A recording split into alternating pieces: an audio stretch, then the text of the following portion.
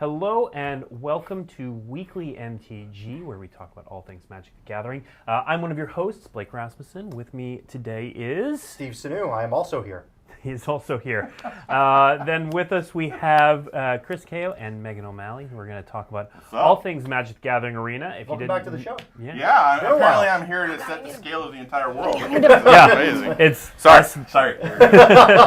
Let's do it. Where's my booster seat? Yeah, pretend that I don't Kao is very tall. Yeah. He's a tall man. We're going to get to them in a moment. We're going to talk to them about the rotation renewal and historic announcement that we made today. But first, we're starting a new segment that I'm calling Steve Does the News. Possibly Blake's biggest mistake ever on this show. Blake, come on, just take possibly out of that segment. It is definitely the big... I'm giving Steve a segment to talk about things that have happened this week. So if you haven't been paying attention, just catching you up real quick on things that have happened already up to this point this week. And it's been a busy week, even before we get to the Arena news. It super has. There's a lot to go over. We'll go through it pretty quickly, because we know you have questions about all the stuff that we talked about for Arena this morning. But first, this. This week's BNR announcement shook things up. Hogak more like no-gak. No more Hogak in Modern. We had Standard and Vintage shakeups as well, as you can see from the graphic. Rampaging Ferocidon gets its time in Standard until rotation. Modern, no more Hogak, no more Faithless Looting, but Stoneforge Mystic comes on back. Live your Caw-Blade dreams in Modern. Vintage, we've got Karn the Great Creator, Mystic Forge, Mental Misstep, and Golgari Grave Troll, all restricted. But Fastbond comes off the unrestricted list for Ridiculous Land Shenanigans, not to be confused with the card Shenanigans. On top of that, we've got the State of Design 2019 that came out this week. Mark Rosewater on Daily MTG going over all the design feedback and lessons that they learned so far in 2019. That includes Guilds of Ravnica, Ravnica Allegiance War of the Spark, Modern Horizons, and M20. We also introduced a new Planeswalker this week. Trickster Planeswalker Oko, revealed yesterday by Forbes. Gives a little more detail about him. You can actually find out more at that Forbes article, and you can read the whole story in The Wildred Quest by Kate Elliott, available for pre-order now from Penguin Random House. On top of that, Dragon's Endgame at Wizards Magic on Twitter revealed that the 2019 convention-exclusive Dragon Endgame going to be available for online sales for U.S. and Canadian customers starting on September 10th, so stay tuned for more details about that. Finally, E-League Showdown, MTG Arena, presented by Intel Gamer Days. The E-League is starting up a new weekly MTG Arena competition series starting next Wednesday, September 4th at 8 p.m. on Twitch, on the E-League Twitch channel. According to the press release that was sent out, the event will highlight popular community influencers and emerging star players through weekly, quote-unquote, survive and advance battles. So look forward to checking that out, 8 p.m. On September 4, and it'll proceed weekly. But that's not the only MTG Arena news that came out this week. We've also got something that happened this morning, and that's what y'all are here to talk with us about. Yeah, let's do it. Yeah. So why don't we start, if you haven't read the announcement. It's been dropped. That happened. Go! Okay.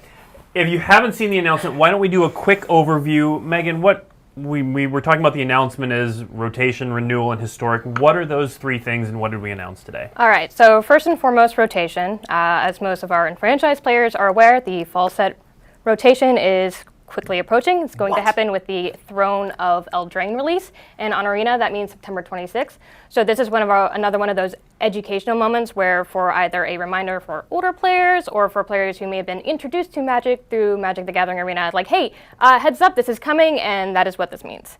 The second part of that was renewal, which is our way of sort of like sending out the current standard meta with a bang, as well as giving players a way to sort of dive right into the sort of standard 2020 meta once rotation happens. And last, but certainly not least, is historic. We first talked about this back in the June State of the Beta for the M20 update. We got a lot of feedback. We did a lot of deliberations, and then we decided to change basically everything we had previously said. Basically everything. So if you missed this morning's State of the Beta and you're coming in here thinking you're going to hear what we talked about back in July, very, very different. Yep. Yeah. So we are going to get to your questions. Put them in chat. I've got one of my lovely assistants back upstairs, Chris. He's a good guy. He is a lovely. Which He is Chris? a lovely You got assistant. about like We have a lot of 2 Chris's. dozen. Just lovely. All the It's Chris's. Chris Kao. That's right. Chris Kao's literally on his phone, just texting. Just doing right all the now. things. Right now. Chris has 12 jobs. We are getting your questions from chat. We're going to get to those towards the end, unless I might pepper in some here or there if we're on the free. topic. Let's do it. But keep putting them in chat. Just because I haven't asked them on air yet doesn't mean we're not writing them down, getting them ready. But we're going to start with historic. That is, in terms of questions we've been getting today, the most questions that we've gotten have been about historic. And we might as well just come right out and talk about the 2x wildcard right off the bat. So we know that, not only from player feedback, but kind of what we expected, is that 2x wildcard is a tough number, certainly, to swallow and to understand. It's coming in from fans. We knew that it was going to be difficult kind of coming in. But can you talk about some of the other ways that players can get historic cards? Yeah, like you said, we definitely have heard the feedback there, and it's just sort of a reminder / explanation of the other ways that these historic cards are coming in. Mm-hmm. So first off, we're going to run a historic event every month, and that historic event many times will most likely have an individual card reward series that's based on historic cards. Okay. So just sort of kind of for playing in the historic events, they'll be there and they'll be something you can get. We are also going to look at, not right away, but as historic matures, how we bring draft experiences that are unique to historic, that bring historic draft experiences to the game where you can get a bunch of cards, because of course we have that side of how to acquire cards in our game. Okay, so kind of similar to how right now you can play War of the Spark draft. Right. It might be something like that where in a couple months from now you could play a Dominaria draft. Or something like that. And we'll figure out where that timing makes sense, but of course that'll be part of this. What we're going to do with November, because that's when historic actually starts. In other words, that's when the 2x wild card thing cost goes in. That's when we'll actually have an event, and that event, we're talking about the different types of events we want to choose from, but it's going to be different than the other kinds of events we've created. Specifically, when you pay the entry fee to this event, you're going to get a full play set of all of the historic cards we're dropping at that time.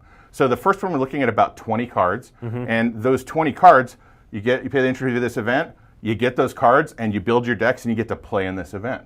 When that event expires, we'll then move those cards as a bundle to the store, or you can craft them for wild cards. Now, a lot of this is our starting point, and we'll continue to sort of evolve how we go from there, and maybe offer different ways to continue to get those historic cards, but it will be different than traditionally we do with standard, because we're a standard-focused game. So that's sort of the standard model is sort of established, and with historic, we're starting here, and then we really want this to be a conversation with the community, because historic is actually something pretty exciting for us all as players on the dev team.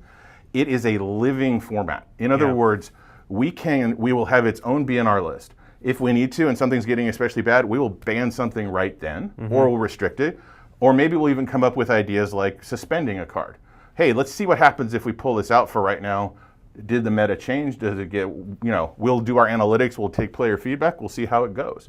And the reason that's so exciting is I, as a Magic player, have never experienced something where I'm that much a part of what's going on, and it's changing in that way, right? Because historic for us is a lot like some of the other formats we've added. It's something we want to do as standard sort of begins to wind down. You've played it for a month or two, and it's starting to get a little bit less interesting.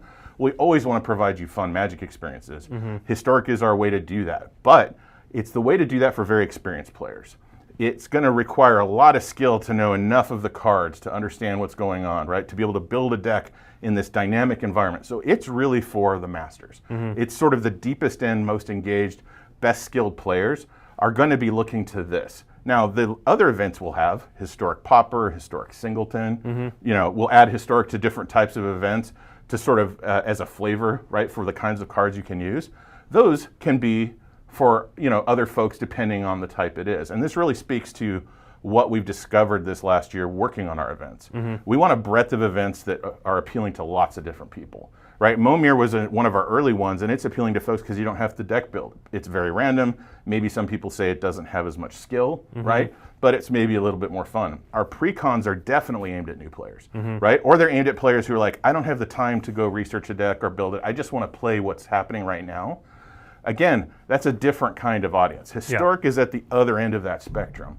This is something where the players are working with the devs, we're playing it, we're watching the data, we're seeing what goes on, and we can react to it in a very different way, right? We can go to all of Magic's history and go, what card do we think is going to make the difference? Try it out. If it works, great. If it doesn't work, change up the meta again. So I want to talk about those a little bit more, because that to me is kind of the coolest part of Historic, is that we're adding these cards. When you say adding Historic cards from Magic history, can you give a few examples? So I had them in an email here so that I don't get them wrong. We have this sort of approach we do. I think I've mentioned it before, which is the dreaming, thinking, and working, right? So like dreaming is like, wouldn't it be cool if? Yeah. Thinking is, okay, what are the implications of what's going on? How do we want to turn this into something that we ourselves as players and the player community will really enjoy? And then working is executing on it and actually playing it. So right now we are somewhere between the sort of dreaming and thinking on what the historic content will be. The structure and what our sort of how we want to approach it with our first experiment is set. But these cards are cards like what we would put in. And when we say from across Magic's history, hopefully these are good examples. We may or may not put these specific cards in. We actually want to try some stuff out, see what people think, hear the feedback, and see what goes on. But I will mention some names so that hopefully everybody can get a taste and see these examples. So the first one is Brainstorm. Yep. So you're talking about, when we say Magic's history, we're talking one of the most Magic's powerful history. commons ever printed. Yeah. Right. Clearly it might have an impact in Historic Pauper. What? I don't know. I don't know. Right. I think it would have Flash impact in the in pan. Historic, period. Right. I'm rubbing off on you. That's That right. was good. That was a good one. Nice. That wasn't a pun. That was good. I'll keep moving to the other cards. Just Yeah, that's out of that's shooting. one. That's one card we're Well-Wisher considering. is another one that we're Okay. looking at for cards like that. Firebolt, right? Yeah. With, pretty classic for what folks are expecting. One of my favorites is Imperial Armor. Remember both the art and the card itself, That right? guy, yeah. Definitely sort of Won a world championship way back in the day. Yeah. right. Long time ago. Feels like Or kind of- sorry, Nationals. I think it was. it's very, everybody can think of this kind. Worm Coil Engine, Yeah. just in case you like making worms. Yep. Death Touch Your Life worms. Who let They you- told me who this let you downstairs. say this It's is all their okay? fault. And then the last one we were talking about is Dark Confidant. Okay. Or Confidant, I'm sorry. So like, when we're giving these, the reason we're giving them is because if you've been playing Magic a long time, you know how exciting these cards are. Or imagine the space that they encompass just by these examples. We'll see if these cards are the ones that make the most sense, but we have all of Magic's history to draw on. We're going to go with it. And for the masters, the people who are really like, I want to take and try to make this new non-rotating format to Magic, not just to Arena, work, that's the kind of thing we're looking at. Okay. So- So and there's going to be a variety of rarities too, from common all the way Yeah, to exactly. Okay. Exactly. I know when we first announced Historic and then we went back to the drawing boards, one of the criteria we had set for ourselves was Historic should feel distinct from Standard. And a big part of that was adding new Yeah, cards. great point. Adding cards that currently aren't in Standard or just don't, so it just doesn't feel like old Standard. So when That's looking a at great point, yeah. these cards, it's not just about adding new cards. It is adding cards that are distinctly historic and will be defining. Yeah, and I think it's important to make a distinction that people may not realize right now. You'll be able to play in the play queue with all of your cards. Like, play queue is just, if, Professor Knox wants to go and do his jank in the play queue, he can. If you want to do something more serious and standard, you can, right? Like, that is a place which isn't inherently historic. It's kind of like, just play with the Magic cards. If you're their starter decks. The reason that is we use deck-based matchmaking in that queue. So a lot of it is about the cards, not necessarily about your win rate and skill and all the rest, right? And so that itself, we don't even, like I said, see as historic, but all of your historic cards are playable there because any card that's not standard in Arena right now is considered historic. Sure. And I interject.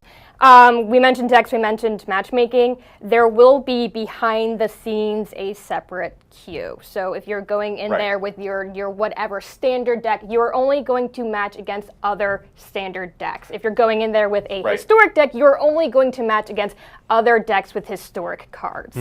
Right. And that's more just it makes it easy for folks. If you come in and you're playing and you've been away for a while, you just hit the play button and use the decks you have and can play. Yep. But historic, where we're adding these new cards, where we're creating these events, where we're having this conversation, we really see that as another now experience we've added to Arena along with all of the other formats that we've added. The Omniscience draft that I think is running right now, or very soon. Almost Friday. running, yep. Friday? Yeah. Those are all, that's what we're really after. How can we just keep making new, cool, rotating events for all of you, right? Historic isn't just old standard. It's not just there side by side.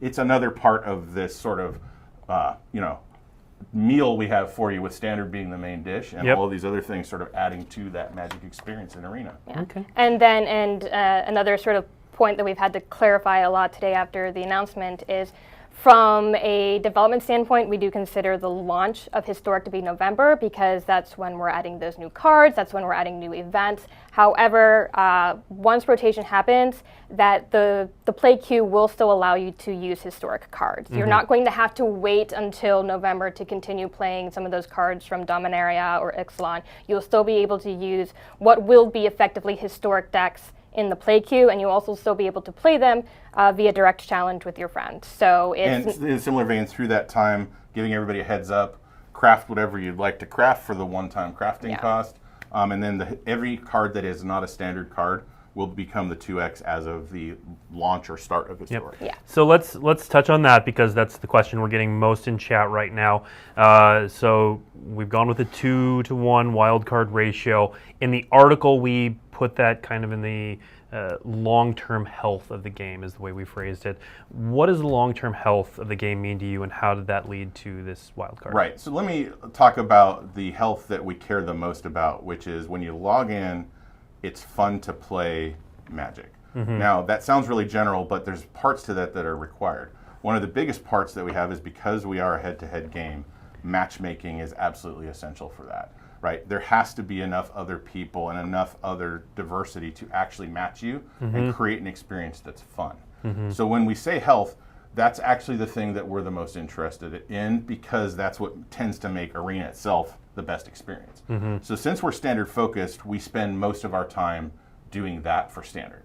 That doesn't mean we don't spend also other time to make any of our given other experiences fun. But what we have to be careful of is the number of them that we run at one time, or how many people are playing any given one at one time. Because what can happen is it can get diluted very easily, right? Sometimes you get the longer queue times as the only result. But an actual worse result is if you just get bad matchmaking, and suddenly it's just a blowout, or suddenly something else just isn't fun. And it's, with Arena, there's so many people playing it, and it's such a fun experience that I think we've done a pretty good job. Sometimes it's late at night and it's not as easy to do it, giving you that on-demand, fast, fun Magic. We want to make sure that that keeps happening as the core value of the game. So that's why we want to make sure that Historic is part of our overall rotation of events, like what we bring in and move around. And the 2x wildcard is part of our strategy to do that. It's also part, like I said, this is about a master sort of approach to things. So our hope is, new players, we have a great onboarding process that we continually refine. We give you lots of cards, you continue to grow in your experience. And as you want to opt into one of these, then we're able to focus the play enough so that there's enough people with the right things to make that experience a fun match-made experience. Okay. There was a good question we had in chat that just wanted to clear up some confusion on the historic cards. All reprints from Magic's history, and when I say reprints, I mean paper, or are there going to be brand new cards that... Since she asked me this, I'll let Megan answer the many details. Do you want me to... What's the question? So like if you have question turned into a statement. There was a Luminous Bonds question. Yes, okay, yeah. Which is, it's printed in multiple sets. Yeah. Really the way it works is, if it's in standard, it's one wild card. Yep. If you want the alternate art version or for something else, and that is in Historic at that time, we've moved it to Historic, then that's going to be 2. Yeah. However, on the flip side, so example of Luminous Bonds. Currently, right now, both the M19 and the Guilds of Ravnica Luminous Bonds are both standard playable. It's both one uncommon wildcard, or common rarity shifted at some point. And so come the changes to the both rotation and the wildcard redemption, the Guilds of Ravnica Luminous Bonds is still only going to be one wild card. If you wanted one of the ones from the sets that rotated at that November date, that version, so that artwork, that flavor text, that set symbol, that one will be the 2 uncommon wild cards. However, both will be playable. Both in will either be format. playable in either format. If it is standard Yeah, good legal, Yep. you can play whatever version of the card you want in standard. And if it is historic legal, you can play whatever version of the card you want in historic. We did something similar last year with a holiday event where we introduced the sort of the older Llanowar elves artwork and the older Duress artwork. And even though it's using a version of that card from Magic's history, since both of those cards are standard legal, you can either use the Dominaria version or the the older version, same with Duress. So Yeah, it's a good clarification as a wrinkle. Yeah. How these Yeah. things go. So. So that is a good answer to a different question. Oh. Yeah.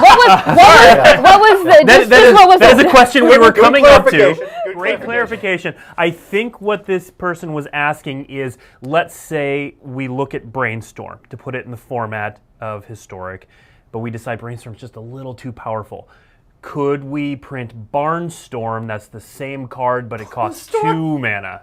So it's funny. Barnstorm. In this whole dreaming, thinking, working on things, we have talked about, hey, what does it mean if Arena balances something or whatever else is? And what we realized is we have all of this history to stand on first. Yep. Let's go there first.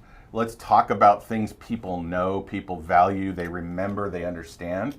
Because the story of Magic's just as important as the cards, right? Like I remember when I played with Brainstorm to the new friend and explaining why that's important. You have a whole, it's almost like an old song from the radio. It's a memory and an experience there. The radio is the thing that people used to listen to in the it's car. like streaming. Yes. But yes, I agree. But you see where we're coming from is we thought, the standard focus is a lot of time and energy, but it provides a great experience because we work so closely with the rest of the organization.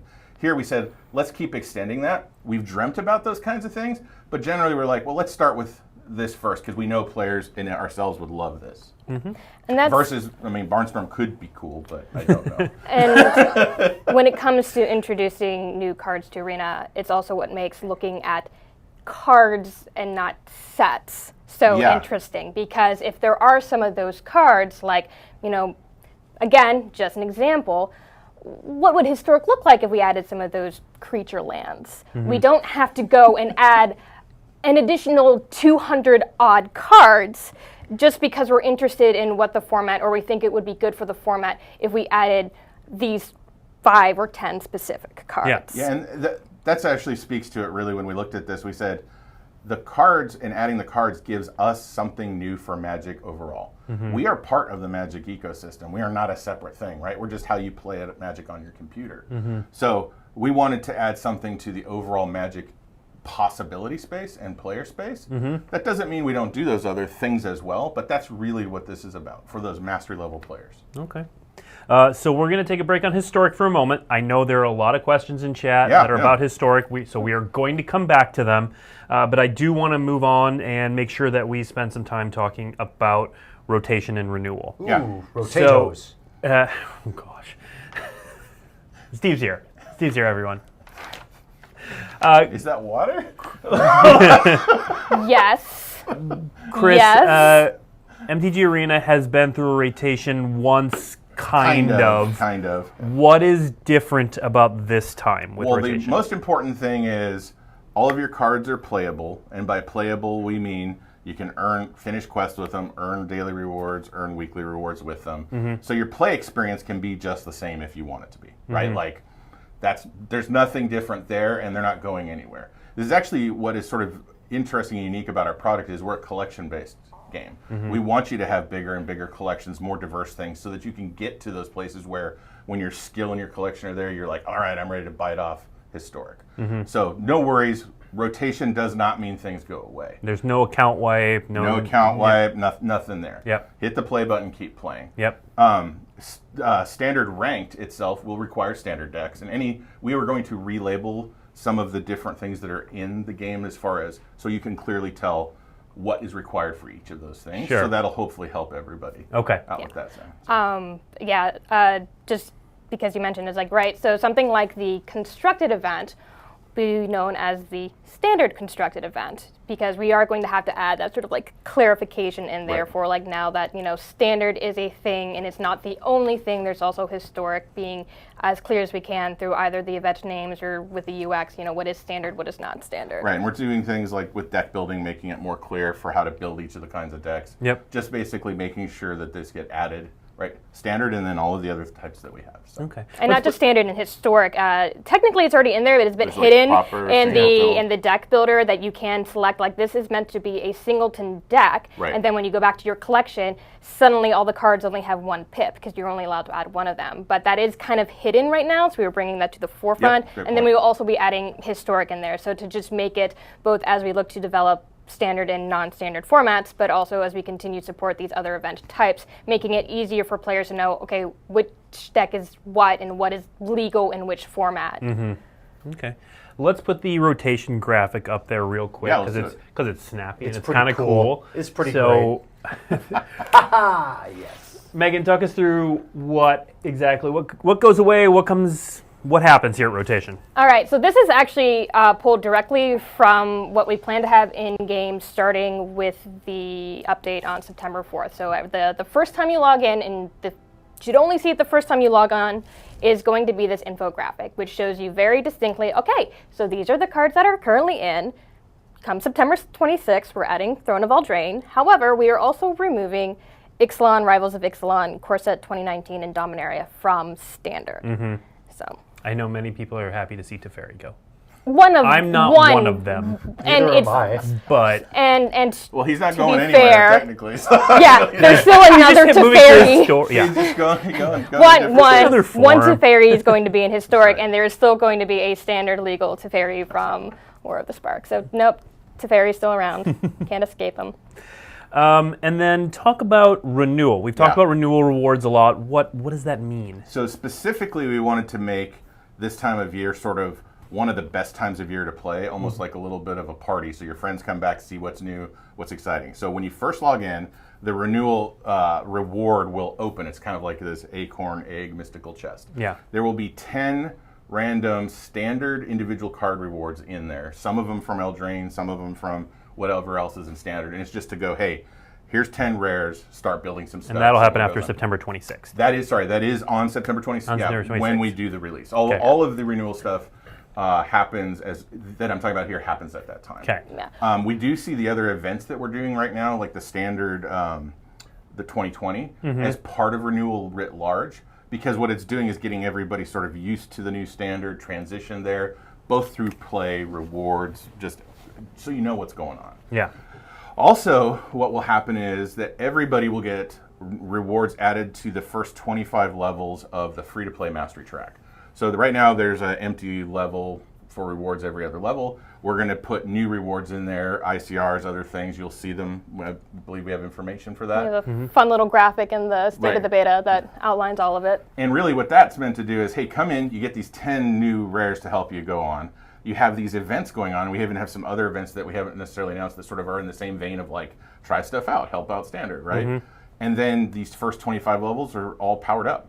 And so you play those, you get even more rewards, and we're welcoming back all of those other people as well as giving everybody else just a little more juice to help with the transition. Okay. So with next week's game update, as a continuation of that, like what is rotation information, there is going to be a brief explanation of what is renewal as well, and that's you're going to see the egg that Keo is talking about. And if you go to your profile page, you will see the egg there as well to just be like, hey, heads up.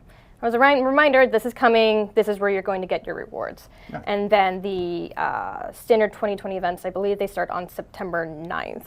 That's correct. Yeah, Yes. so that's something that will start before rotation, is the ability to play in these standard 2020 events. Those are the events where you'll be able to earn unlimited Mastery Pass, not Mastery Pass XP, Mastery XP, just for the Mastery system. So for those of you who are, just have a few levels to finish out, or some of you who may have fallen like very, very far behind, Steve, there is a chance for players Steve's to not very good either. at I feel Magic. personally attacked by this content. You mentioned it. You Personally mentioned attacked. it when we were going was over, aimed at you. over the Yeah, I runner know. show. He's just like, "Oh, sweet, so I can get the other 60 levels." And I'm like, "Actually, yes, It was yes, you 40. could." I'm not very good at it. Okay, so as a way 40. for it's trying to address rotation and renewal in like the current standard and the upcoming standard, where it's just like, all right, so here's ways that we're going to help you sort of like hit the ground running.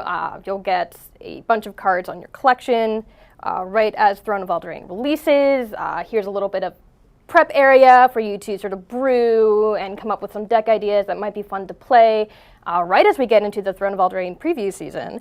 And and playing in those, and simultaneously as we were finishing up the core set 2020 Mastery, here's also a chance for you to catch up on any of those levels and earn as many of those rewards as you can before that Mastery set ends. Gotcha. It's a lot. It's a lot. There It's a lot. It's There like is you a guys are reason. busy at That's your why- jobs or something No, it's like great. that. It's fun, and Jeez. as players of yeah, our game, and we're super and excited. yeah, there's a lot going into this update, and there is a reason why it's just like, all right, we're going to need an infographic. We're also going to need a timeline. There's a lot to look forward to both. So speaking of a lot, did we cover it all?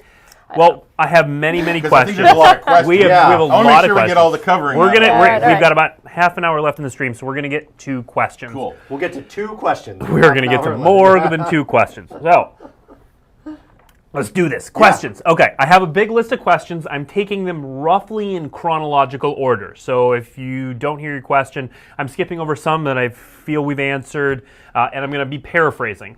So if I don't ask precisely your question, please forgive me. But TurboCop asked, why only the 45-pack bundles of the historic sets? They just happen to be the most popular for people who are developing their collections, since historic overall is about the mastery experience and about those types of players. We just decided to simplify that. There's a lot of stuff in the store as it goes, and we want to make sure people have a great experience getting to what they want, and this is the thing that is focused on those players. Okay. Are there any changes to the best-of-3 clock in Arena planned? Right now, we've been talking internally, just seeing how it goes and going with the metrics, but definitely shoot us feedback specifically on it. I don't think there's anything immediately coming.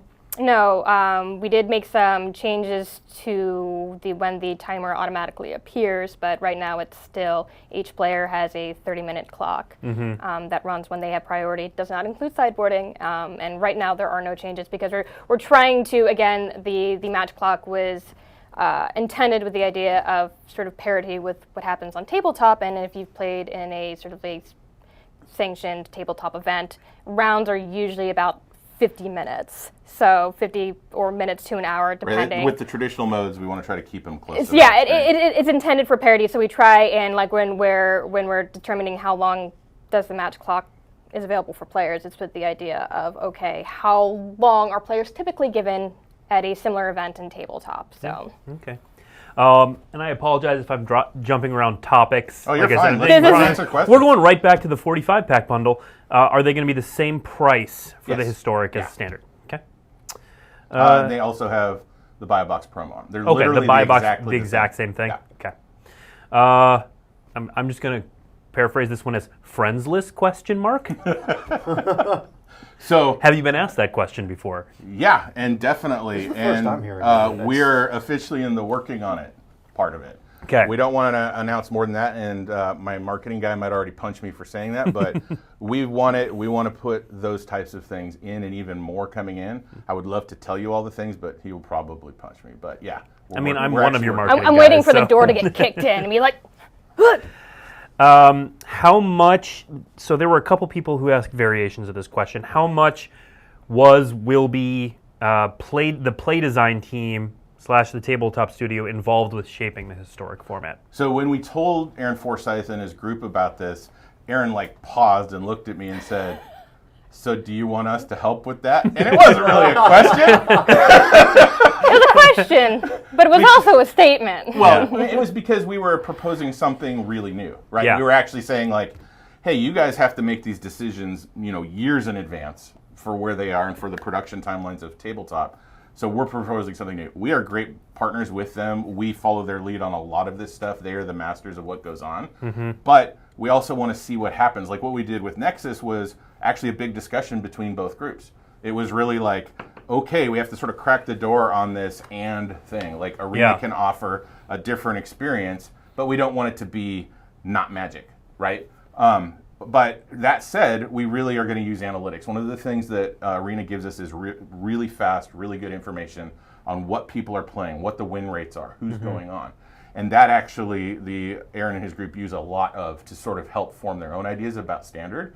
And with this, we're going to use that. So I would say part of that conversation with them, part analytics and part conversation with the fans, streamers, whoever else, just going like, hey, maybe it's even that this isn't fun. Like it might be that Historic gets stale. Yeah. We'll change it for that reason just as much as it's not balanced. Sure.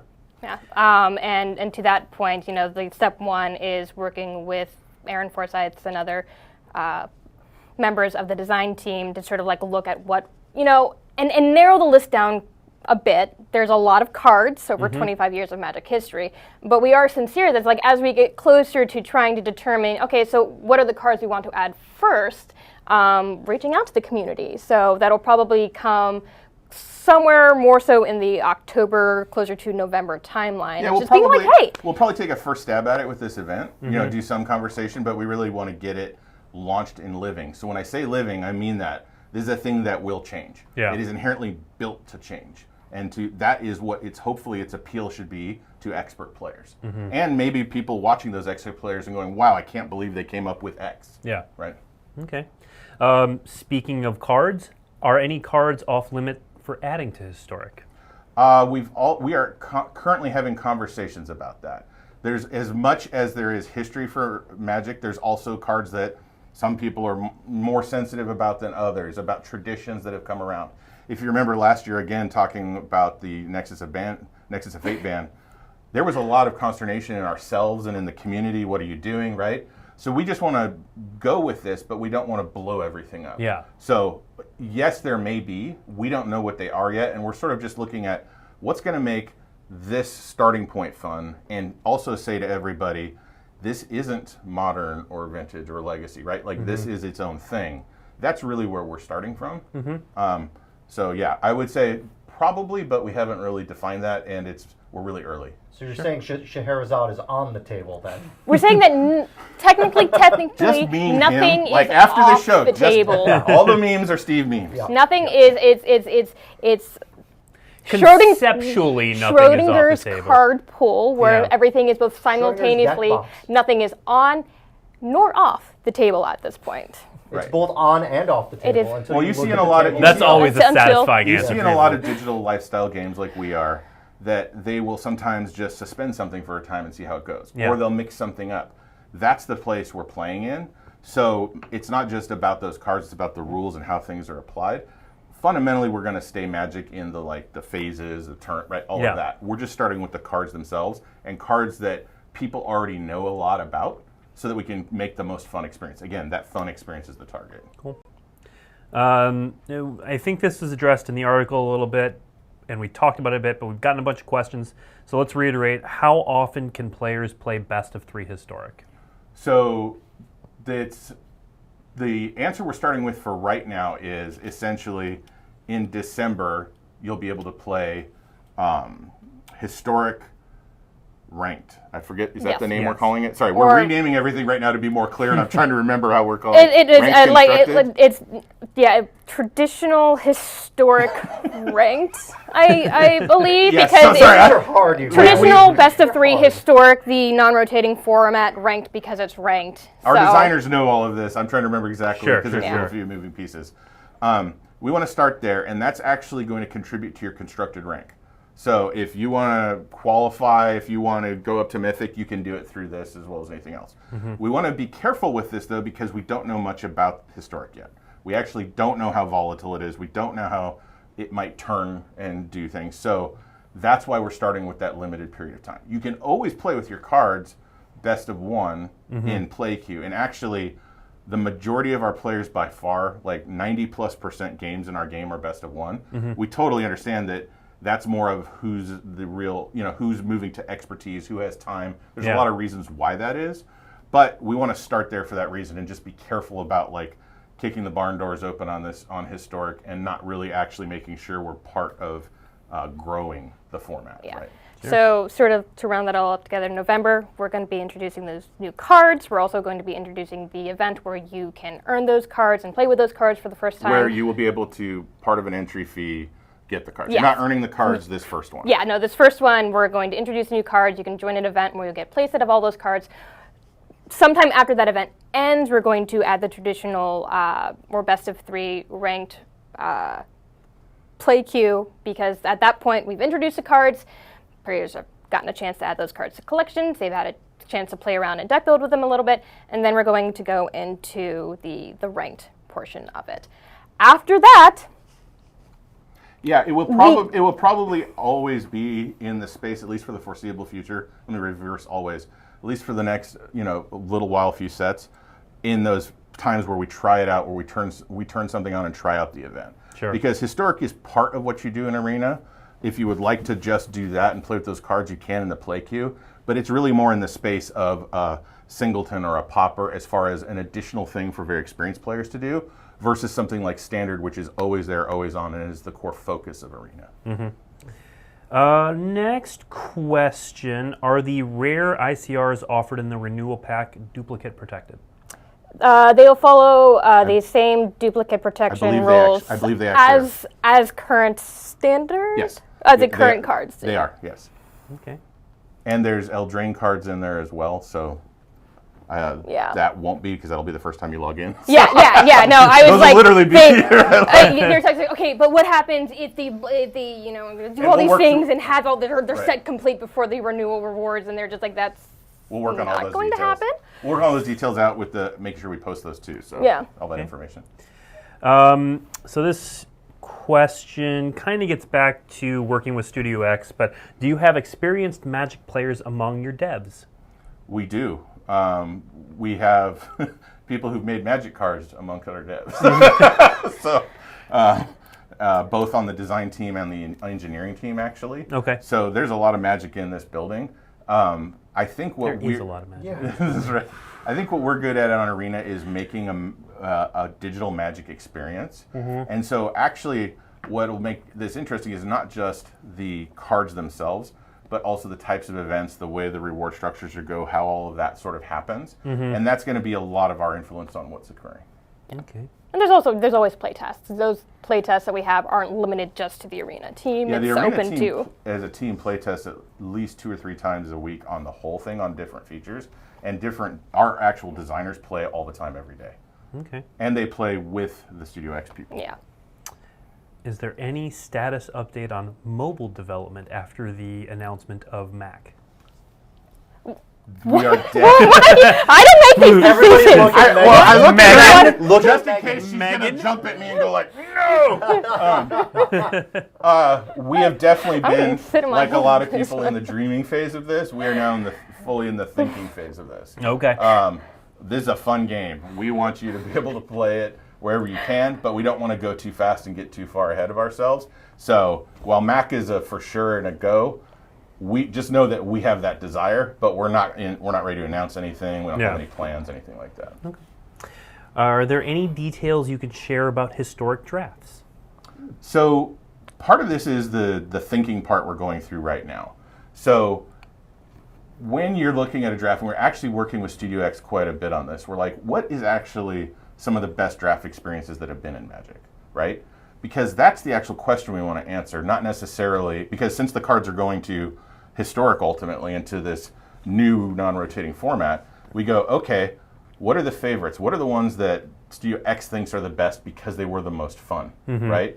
And we're looking at those and going, okay, so what is necessary to make that best draft experience versus literally make that set? So one of the things that, because Magic has always been printed as it has been and developed as it has been, we all are very wired for this is how this is done.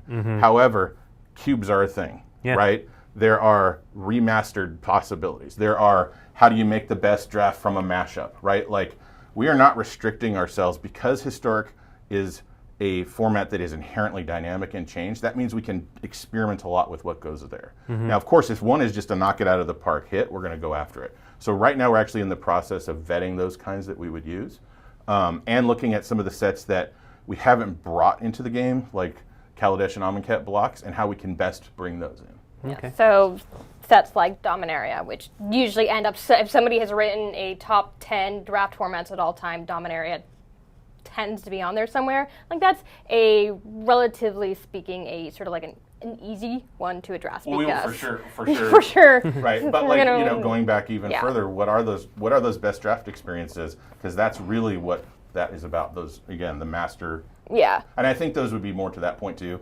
Very master level draft experiences, right? Very skill based. Here's another question that you've gotten before and that your marketing people will jump at you. Are real people drafts still in the pipeline? So drafts with 8 people drafting rather than bots. Yeah, we are actually still talking about it actively as we look at what we're doing.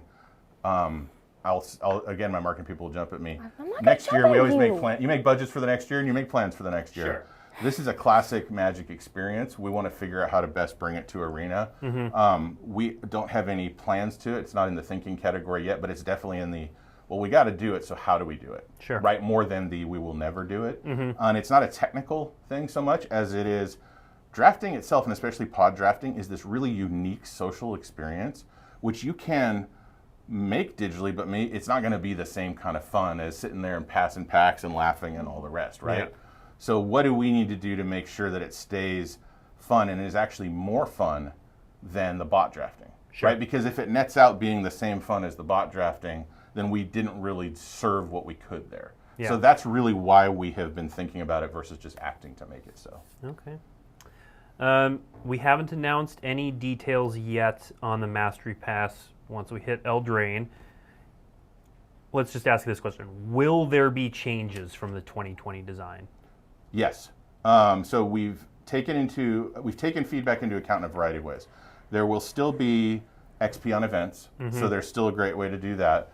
We've added some things I don't think we're yet ready to specifically talk about that will help you if you just play a ton and you reach the end too fast. I'll put it that way, like those folks.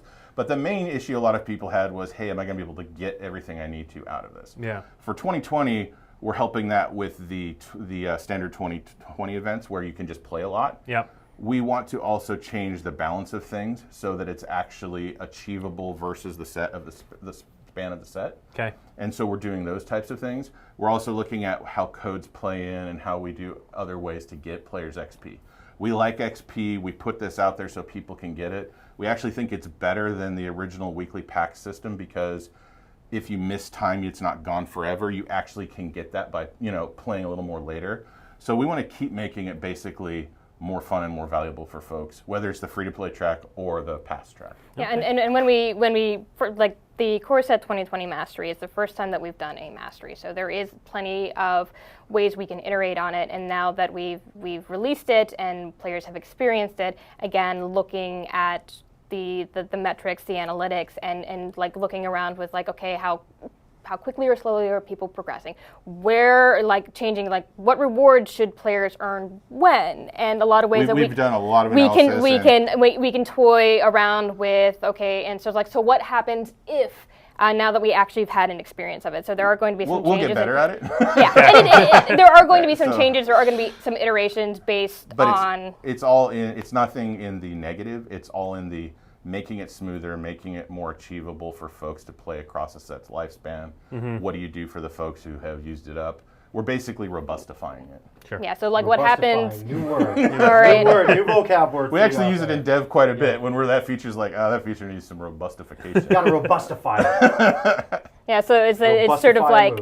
And this might not all happen specifically with Throne of Eldraine, but it's just like sort of trying to answer those what if questions with the mastery system. So what happens when a player reaches level 100? We could also leave them as what ifs. Or we could, or what happens if somebody, they for some reason they can't play for a bit, what happens when we're nearing the end? We should totally leave them as what ifs. For now. They are what ifs. I'm just saying, like, we're working on it. We got it. And please give us feedback, I think, is the most important thing. Who's jumping at who, man? I just was giving a little. I was trying to give. I'm not subtle. You were like twice my size. Your little subtleness. I'm just like, should I leave? Should I? No, and all that. It's nothing bad. It's just we have to keep watching how everybody plays it and react to it. That's really the answer. Yeah. So, well, and that's to get away from the questions for a second. That's one of the factors that people out there may not realize is that yes, we're taking in feedback, but we're also looking at play data. And if they say two different things, we have to weigh those differently. Or figure out where the disconnect is. There's 5 or 6 people whose full-time job it is to analyze what goes on, figure out how to make it work better, and our focus is always about engagement. How do we make sure that people are having fun playing? Yeah. That's actually where it goes. Yes, there are other factors, right, that go into that, but that's where their job is focused. Here, we haven't covered this question. What about NPE decks? So we are giving everyone the NPE decks that we put into the new player tutorial in July with core set. So when you come in, there will actually be extra decks. So if you've maxed out your deck count, these will be on top of that. Okay. So we just want to give everybody those decks. They do not give vault progress because we're really just about giving you the cards, and so that you have those decks to play. It's sort of our way to catch up everybody who already has been playing who didn't go through the NPE again. If you're still in the NPE and doing the leveling progress there, the experience will differ a little bit, but the net of it is everybody's going to end up with those decks. Those are just sort of base table stakes to play Arena. Okay. Do you intend to provide access to any and all cosmetics that are no longer in the store? It feels bad to just never be able to access the Narset sleeves or Shockland styles anymore. So really what we're trying to do there is we're having to learn from the store and from cosmetics specifically what different players like at different times. So there's actually some coming back with Eldraine itself just to sort of go, hey, these were in a bundle. What happens if we don't sell them in a bundle? Right? Like, because enough time has passed. Really, we look at cosmetics and go, hey, we want them valuable for those people. We want people to have a significant amount of time with that, right? Like, you know, months and months of time of like, yeah, this is my thing. I got it. I spent the money or the effort or whatever it is. But then we also want to make sure other people have opportunities to get those. We don't have a formula for that. We try different things out. We give them out as event rewards. Sometimes we put them in the store for gold. Sometimes we put them in for gems.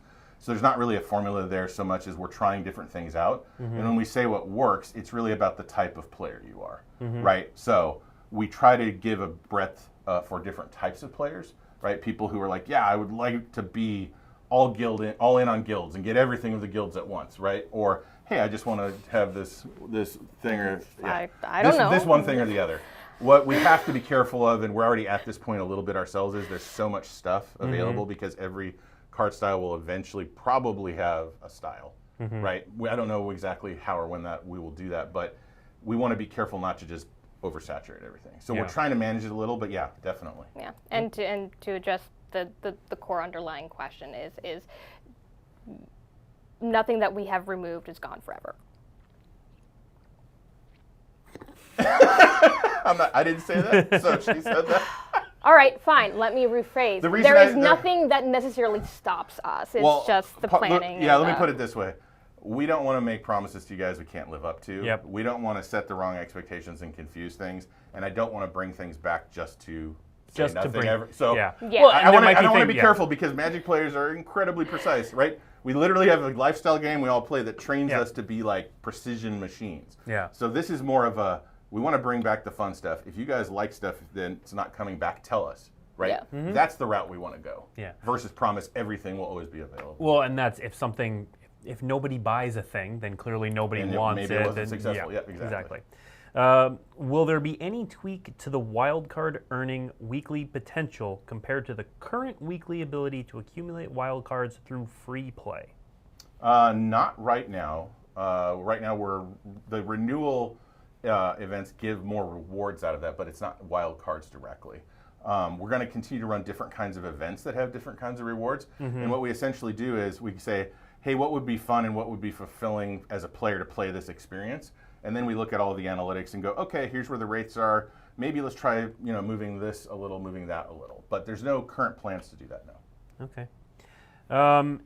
Can you play Historic and use that to help you get to the MPL eventually? Yes, for this one, I want to say yes for this one time we're doing it because we don't know what's going to happen with it. Like, we potentially might split the two ranks and make a Historic ranked versus a standard constructed rank. We may keep them together. We may have it more frequently or not. But as of this one that's happening in December, yes, it's just adding to your constructed rank. And I just for clarity's sake. Yeah, and to further clarify, the when we do the historic ranked queue, it is going to contribute to your constructed rank, and that will qualify you for the mythic qualifier. Yeah, the mythic qualifier event. We're not going to differentiate, or just because you could theoretically reach, top mythic with historic, and you will still qualify for the weekend But you event. could play a mix. But you can also play a mix. Standard, and then you could switch between different games of it. Yeah. But if you wanted to, you could just play historic, and that would contribute to your constructed. Basically that's where we're starting, because we feel like, why not? Like, this is about those really experienced, very masterful players. So let's try it out.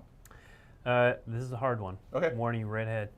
So you've talked a few times about the game being standard focused. The question is, why are you a standard focused game instead of a Magic focused game? But I think what they're really getting at is, what do you mean when you're saying Sure.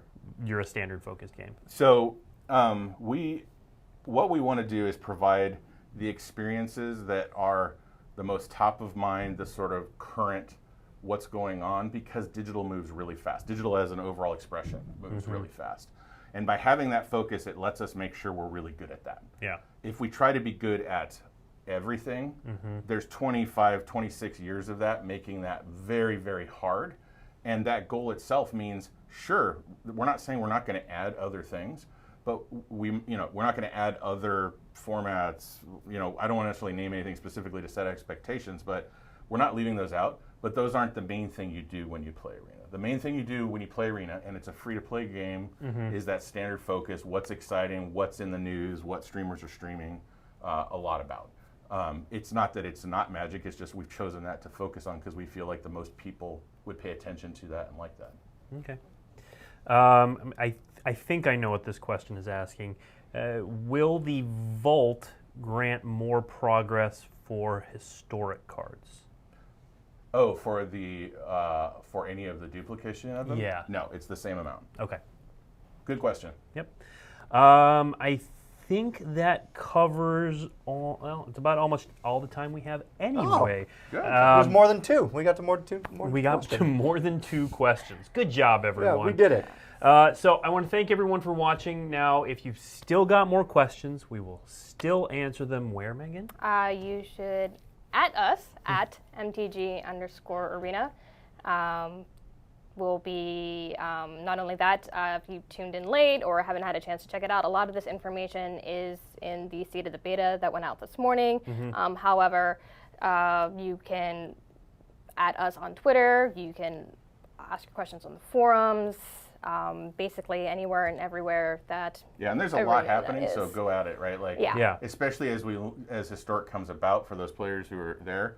This is, hopefully just keeps that conversation even more powerful and meaningful to people. Yeah, and asking these questions as, from the community team is really helpful, because it's just like, okay, so what do we need to clarify? What are the pieces of information that we may have missed, and going through and making, whether it's and where else can we have this information available as we figure out what are those questions that we have answers to that aren't out there, so. Yep, absolutely. Well, that is it. Thank you, everyone, for watching. Thank you, Megan. Thank you, Chris. Thank you, guys. I was also here. Steve was also here. We'll be back next week with a very special stream that I'm not going to talk about. Yeah, we can't talk about it. I'm not going to talk about it Nope, yet. don't talk about it, Blake. But we will see you next week right here on Weekly MTG. Thanks Bye, for tuning everybody. in. Thanks.